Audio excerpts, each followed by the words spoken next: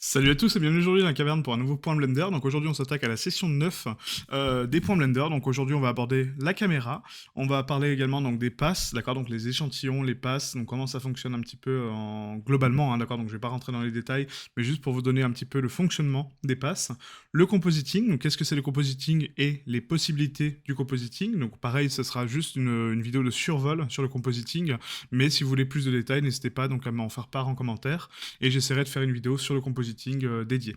Ensuite, on va parler également donc de l'add-on Autorig Pro, d'accord, qui est un add-on payant mais qui est extrêmement puissant et que du coup vous pouvez retrouver donc en description, en téléchargement, hein, d'accord, donc directement via le lien en description. Et l'add-on EasyGen également qui est présent sur Blender, donc lui qui est gratuit et qui vous permet donc de faire donc du lierre de façon très rapide et vraiment très sympa. Ok. Donc du coup on va commencer donc par la caméra. Donc pour la caméra, j'ai déjà expliqué 2-3 paramètres, hein, notamment par rapport au passe-partout, par rapport à la troncature de la caméra, etc. Mais aujourd'hui, je vais vous montrer un petit peu donc les distances de focale. Donc là, on se retrouve donc sur Blender, donc du coup sur une scène neutre. Donc on va créer un plan, un cube, hein, comme d'habitude, hein, vraiment très basique. Voilà, hop. On va créer donc un élément en fond pour vous montrer un petit peu donc la profondeur de champ.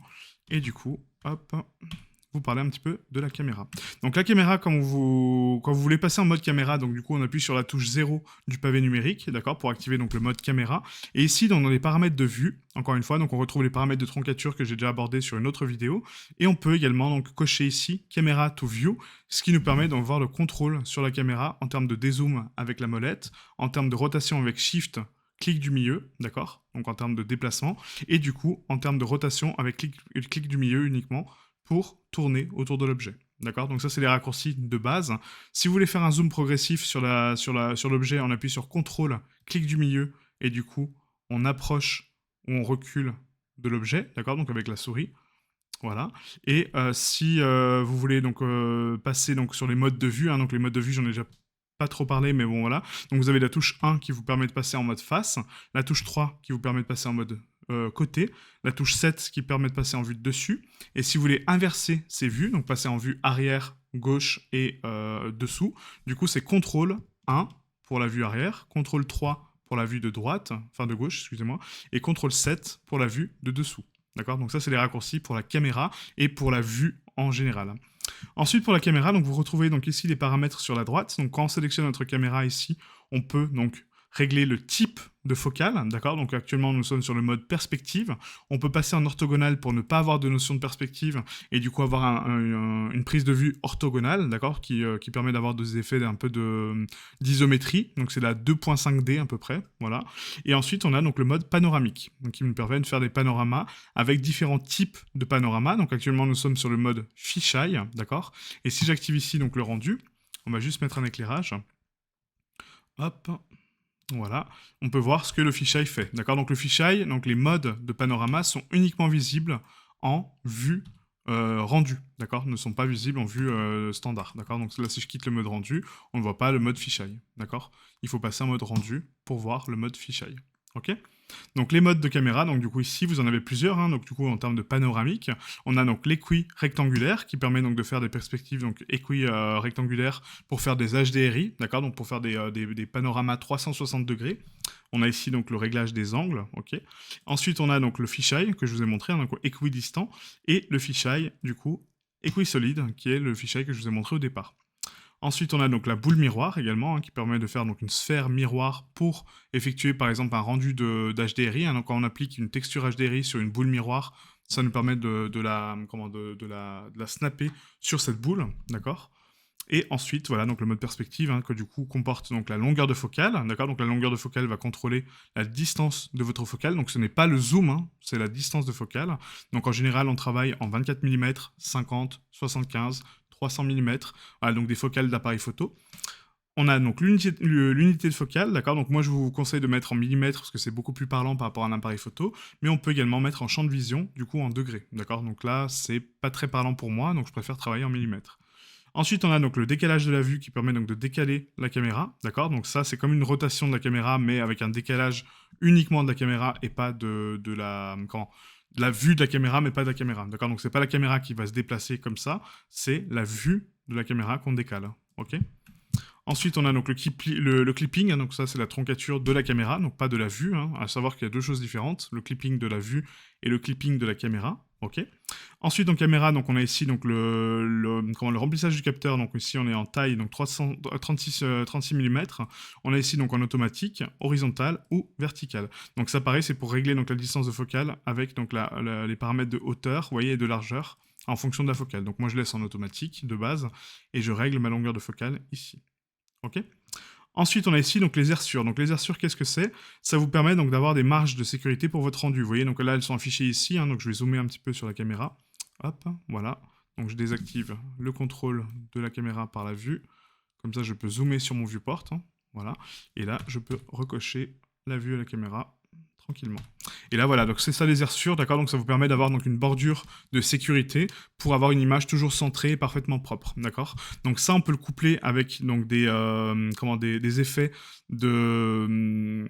Bon, après là, je rentre un peu dans les paramètres techniques de la photo, mais en gros, on a des règles, d'accord? Quand on fait un rendu, donc des règles qui sont les règles des tiers, la règle d'or, voilà, tout ça, c'est des règles de photo qu'on a instauré pour avoir toujours un cadrage précis et propre.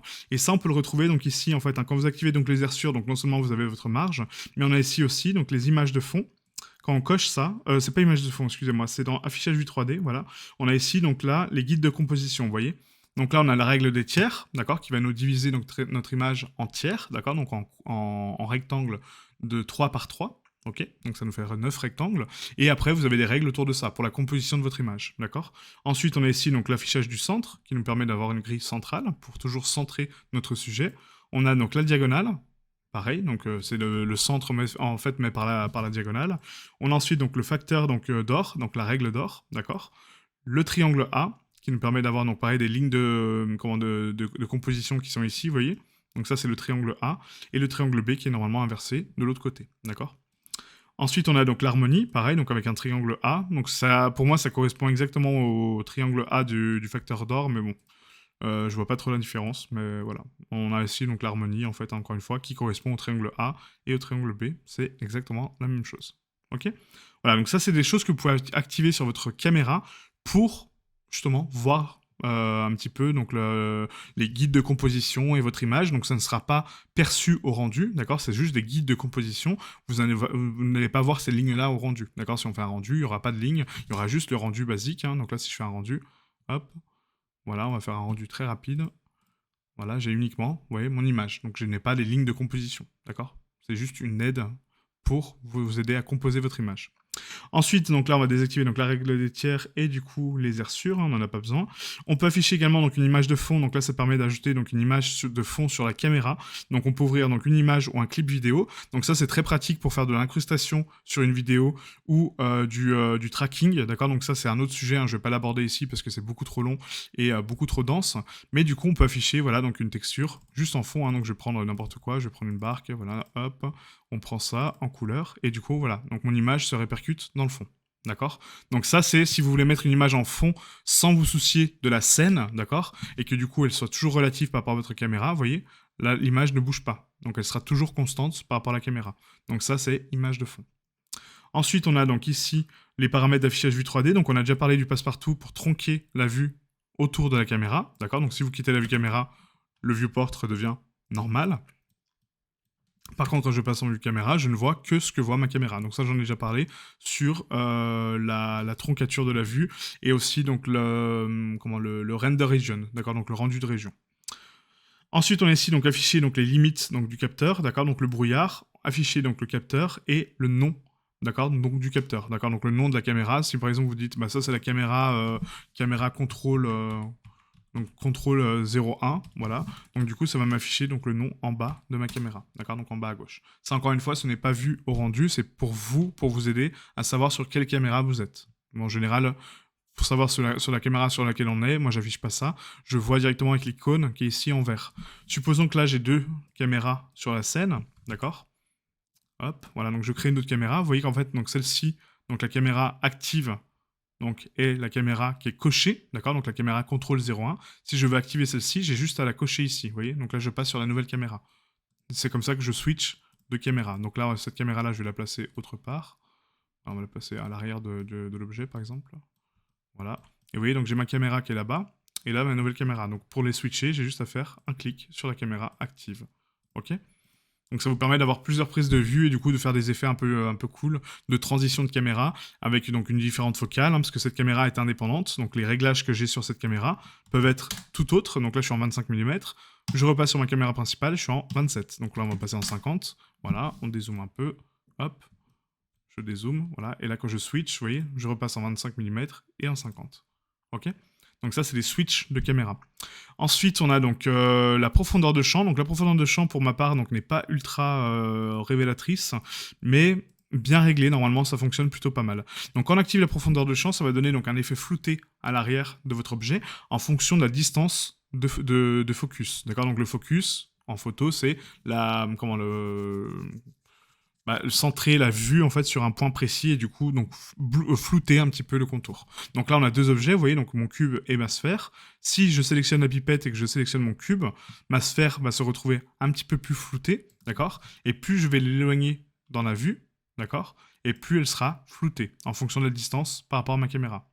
Donc ça c'est très important pour créer un effet de flou en fait hein, sur les objets quoi. Donc là on va repasser en caméra contrôle 1. Voilà, et après je peux régler donc ici la distance de focus moi-même. Vous voyez, donc là si je mets par exemple 1 mètre, voilà, vous voyez tout est flouté. Parce que je sais que mon cube est quasiment à 2-3 mètres de moi. Donc du coup là tout est flouté. Si je mets par contre 2 mètres, je vois mon cube de façon beaucoup plus précise. 3 mètres, vous voyez, encore plus précise, etc.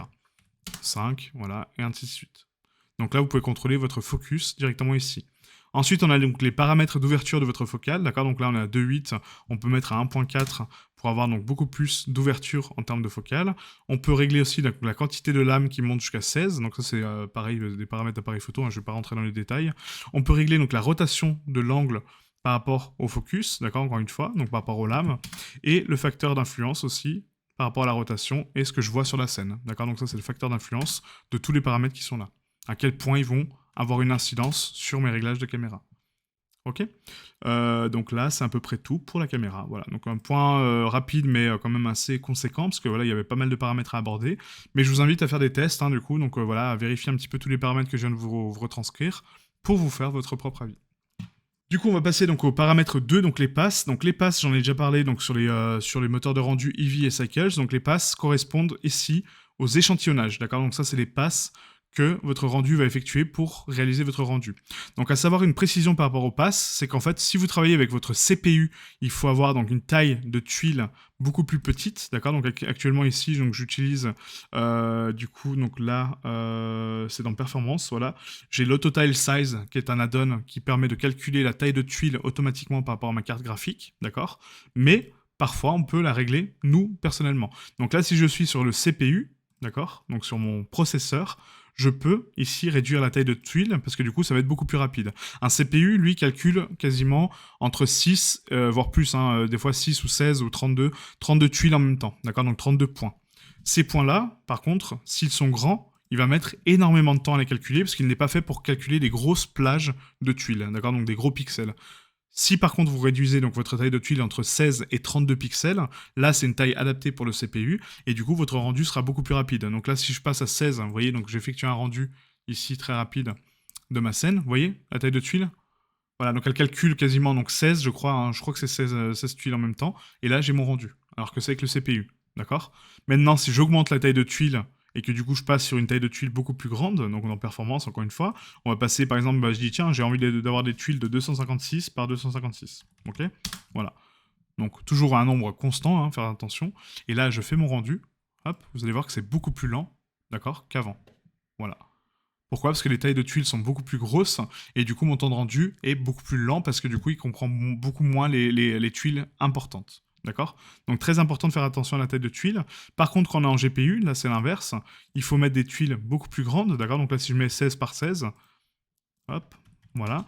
Là le GPU calcule une seule tuile à la fois, d'accord? Donc très important, il calcule qu'une seule tuile à la fois, et par contre, si on met des petites tailles, vous voyez, ça va être beaucoup plus lent. D'accord? Parce que du coup, il calcule une petite tuile à la fois. Lui, il est très performant, le GPU, mais du coup, bah voilà, il va prendre un certain temps avant de faire le rendu. D'accord? Si maintenant je passe ici avec des valeurs beaucoup plus hautes, donc on va remettre 256 par 256. Voilà.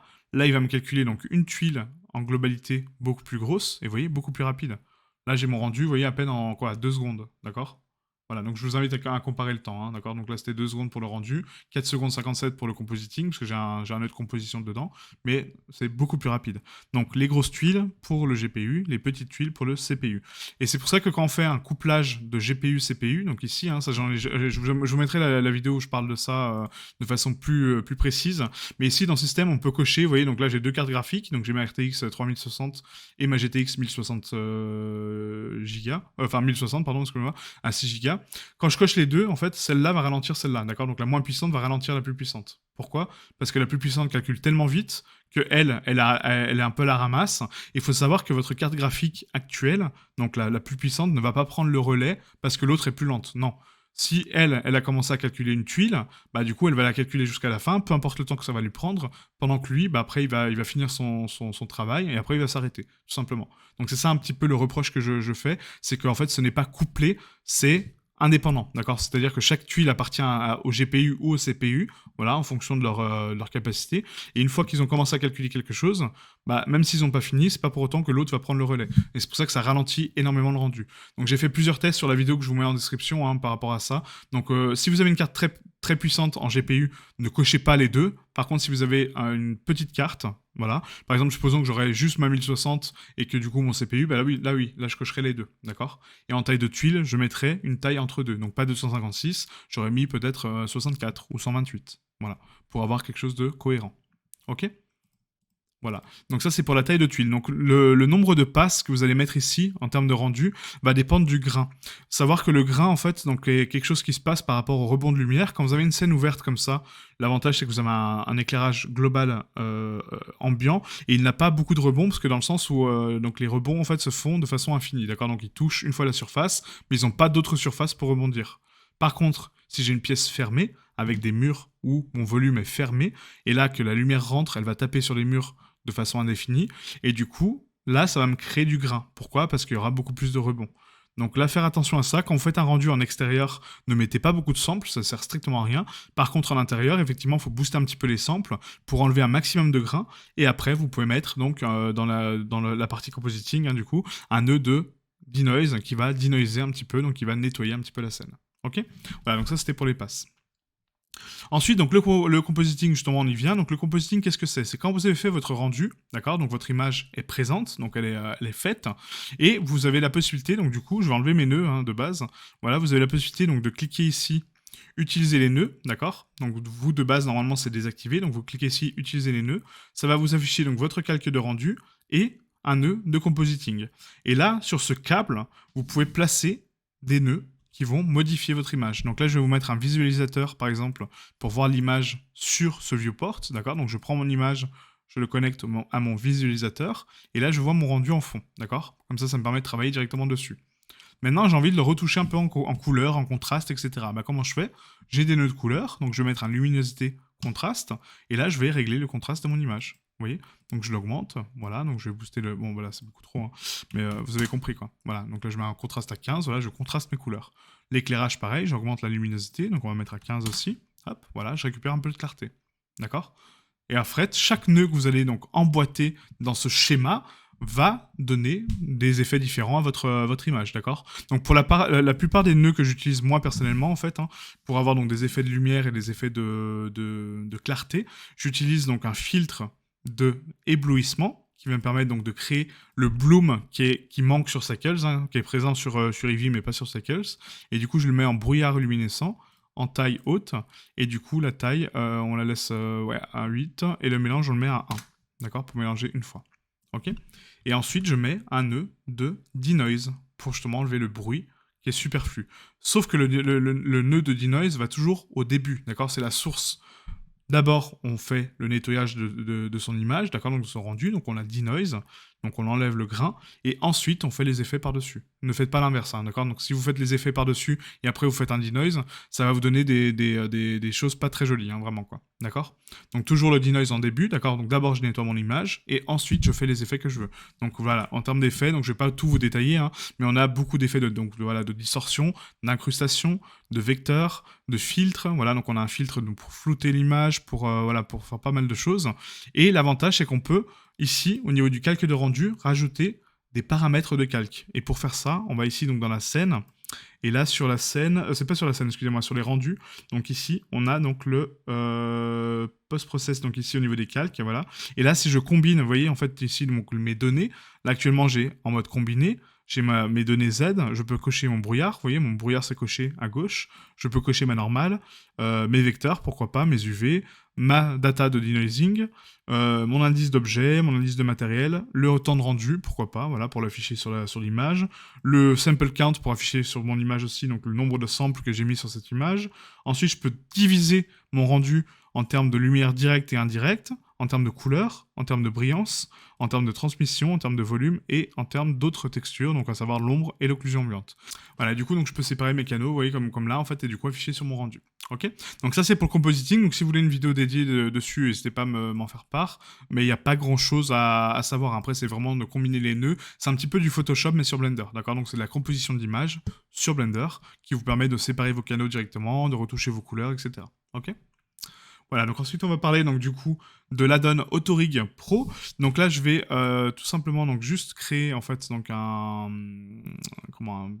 personnage basique. Hein. Donc je vais importer un personnage que j'ai déjà, juste pour vous montrer donc la puissance de cet add-on. Et l'add-on Autorig Pro donc n'est pas très coûteux et vous permet de gagner énormément de temps pour le rig de personnages, d'accord, donc d'humains. Si vous voulez riguer des animaux, ce n'est pas possible avec Autorig, hein, d'accord, donc c'est complètement différent, mais ça vous permet de riguer des personnages. Donc là j'ai ici un personnage féminin, donc on va prendre ici, donc du coup, Touk, voilà, je prends juste un personnage basique, voilà, qui est ici, hop, et du coup là j'ai envie donc de riguer ce personnage, d'accord, donc il n'a pas pied, hein, c'est juste un personnage que j'ai créé il y a un petit moment déjà, et là j'ai envie juste de le riguer.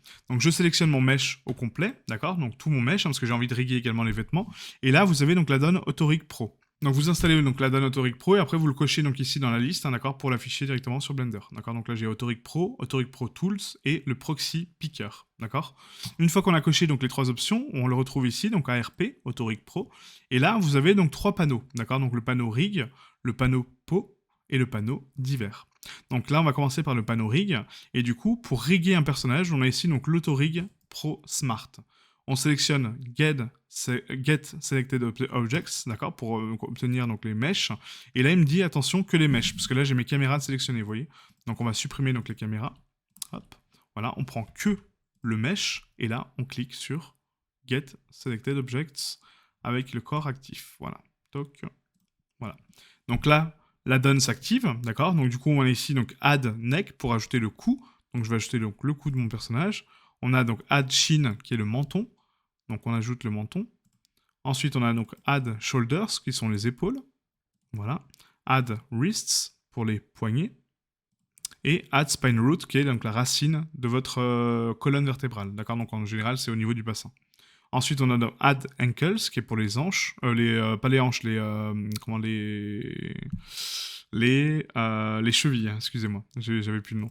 Donc les chevilles, voilà. Et maintenant qu'on a placé donc tous nos curseurs, il faut passer en vue 3 pour vérifier l'alignement de nos curseurs. On voit que là, donc l'alignement par rapport à la colonne est pas mal, par rapport aux mains aussi. Mais là, par exemple, mon poignet, vous voyez, il est un peu désaxé. Donc je le sélectionne et là, je le recule un peu sur Y. D'accord. Donc bien faire attention à ça parce que des fois, on ne corrige pas le placement des marqueurs et après, ça nous donne des choses très bizarres. Le menton, pareil, n'est pas aussi en arrière. Il est ici, hein, mon menton.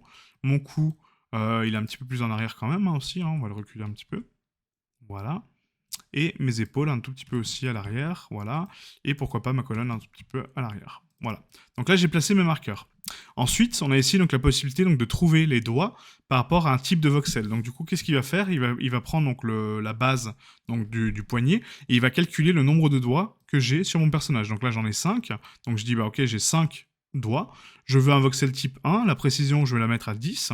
Et du coup, je clique sur Go. D'accord ? Donc pour calculer uniquement un rig basique. Si maintenant je veux rajouter le rig du visage, je peux cliquer ici sur Facial Setup, du coup qui me donne donc un setup de visage, d'accord ? Donc avec les sourcils, les yeux, les joues, les oreilles et la bouche.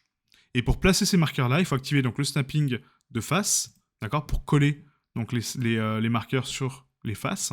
Et là, je prends donc mes sourcils, je les place, voilà. hop, sur la surface de ma peau. Voilà, comme ceci. Mes yeux, bah pareil, je les place dessus, voilà, donc je fais tout le contour de l'œil. Voilà, donc faire attention aux points, du coup ils sont limités, donc faire attention au placement des points, de bien les placer correctement, quoi. Voilà, comme ceci. Hop. Ensuite, j'ai mon nez, d'accord? Donc du coup, je place mon nez, donc la racine de mon nez et la fin de mon nez. Ça, c'est quoi? Ça, c'est les oreilles. Donc les oreilles, bah, vont ici, du coup.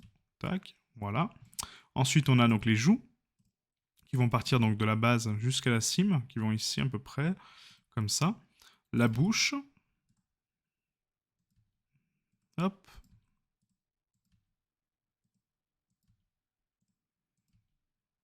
Voilà. Et là, j'ai mon rig de faciès, ok. Maintenant que j'ai fini, en fait, je peux sélectionner donc l'objet qui sont mes yeux, d'accord. Donc là, j'ai mes yeux qui sont à part, qui sont ici mes sphères 3D. Donc je dis, bah, les objets pour mes yeux, c'est quoi? C'est mon eyeball, enfin mon PM 3D machin que j'ai pas renommé. Ça, c'est mes yeux. Est-ce que j'ai un objet ou deux? Là, c'est qu'un seul objet, d'accord. Donc j'ai pas deux objets pour chaque œil, j'ai un seul objet. Et là, je fais Go. Et là, qu'est-ce qu'il va faire? Il va transformer tous les points que j'ai mis en rig, d'accord, donc en squelette. Une fois que j'ai mon squelette, je vais vous montrer donc l'étape à suivre.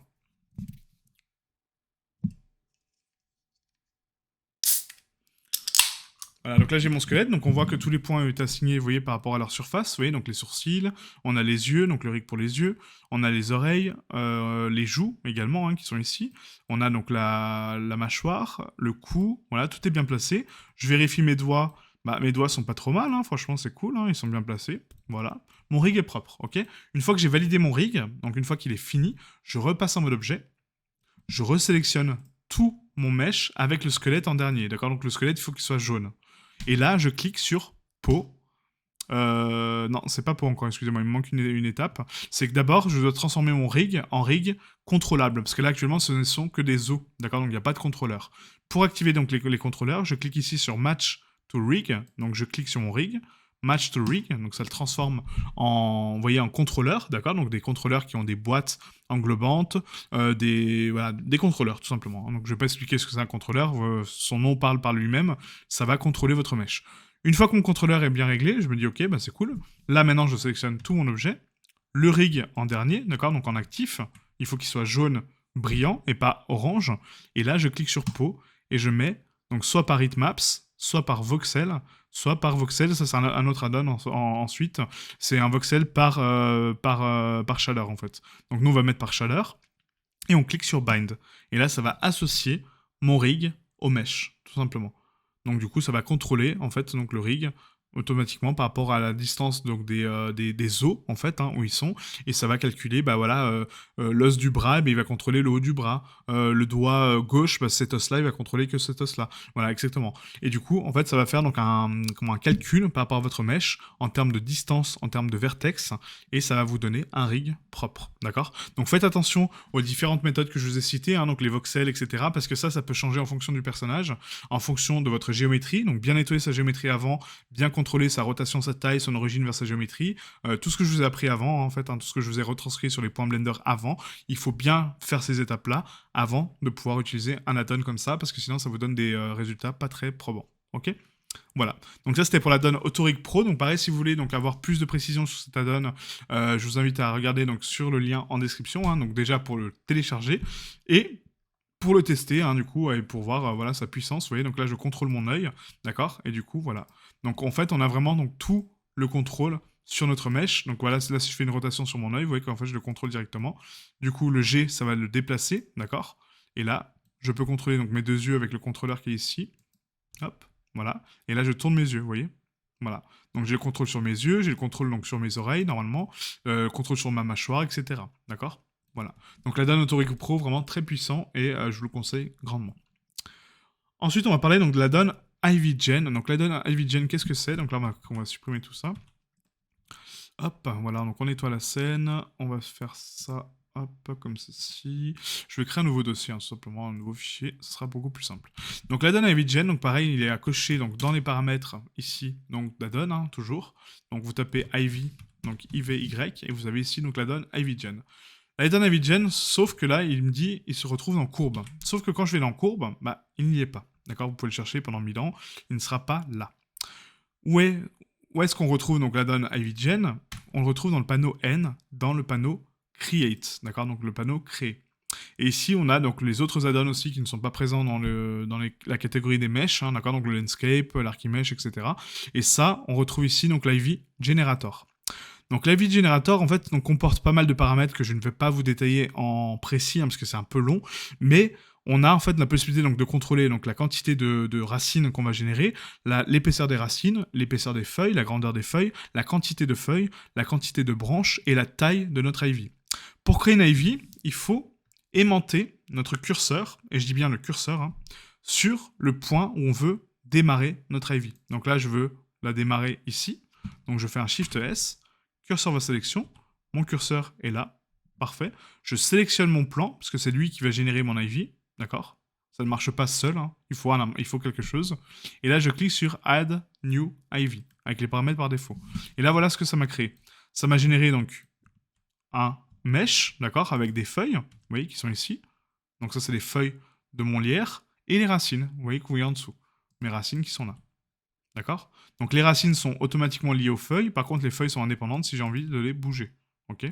Et après, donc les paramètres qui sont sur la gauche, enfin sur la droite, excusez-moi, ici va me déterminer la taille de mon IV, donc je dis bah, tiens, je veux une IV de 5 mètres, ok? Je resélectionne mon plan, Add New IV, et là il va m'ajouter une IV de 5 mètres, donc beaucoup plus dense, vous voyez, et du coup beaucoup plus sympa.